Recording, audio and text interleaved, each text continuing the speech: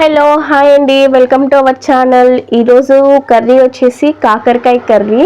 అందరు అంటుంటారు కదా చేదు లేకుండా ఇలా చేసుకుందామని. ఇలాంటి మాటలు అయితే నేను చెప్పను, కానీ కొంచెం చేదు మన వంటికి చాలా మంచిది కదా.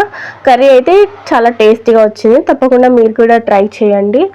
కొంచెం ఆయిల్ వేసుకున్నాము, ఒక 3 టేబుల్ స్పూన్. కొద్దిగా కరివేపాకు, పోపు దినుసులు కూడా కొంచెం బాగా వేయించుకున్నాము. దీంట్లో 1 ఆనియన్ అయితే తీసుకున్నాను. కాకరకాయ బయట అంతా పీల్ తీసేసి చిన్న చిన్న పీసెస్గా కట్ చేసుకోవాలి, వీడియోలో చూపిస్తున్నట్టుగా.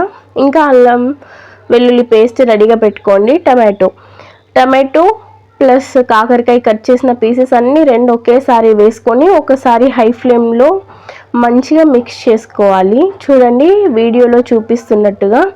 మంచిగా వేగాక కొంచెం సిమ్లో పెట్టేసుకొని మీడియం ఫ్లేమ్లో కొద్దిగా టేస్ట్కి తగినంత సాల్ట్, 1/2 టేబుల్ స్పూన్ పసుపు అయితే వేసుకొని మంచిగా మిక్స్ చేసుకోవాలి. ఆ కర్రీకి అంతా మిక్స్ అయ్యేలాగా మిక్స్ చేసుకొని మూత అయితే మూసుకున్నాను. కొంచెం మగ్గాలి కదా, సో లిడ్ వేసుకొని ఒక 5 మినిట్స్ తర్వాత మళ్ళీ తీసాను. అల్లం వెల్లుల్లి పేస్ట్ అయితే 1.5 టేబుల్ స్పూన్ అయితే వేసుకున్నాను. అది కూడా వేసేసుకొని మంచిగా మిక్స్ చేసుకోవాలి.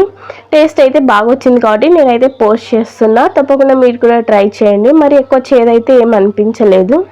ఇలా మధ్య మధ్యలో కలుపుకుంటూ చూసుకుంటూ ఉండాలి, లేదంటే అడుగంటేస్తే చేదైపోతుంది. మా కారం వచ్చేసి చాలా స్పైస్ ఉంది కాబట్టి మేమైతే 1 టేబుల్ స్పూన్ కొంచెం అయితే వేసుకున్నాము. మీరు మీ కారానికి తగినట్టు వేసుకోండి.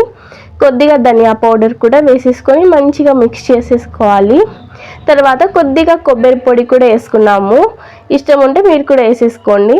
అంతే, చాలా సింపుల్గా మన కర్రీ అయితే రెడీ అయిపోయింది.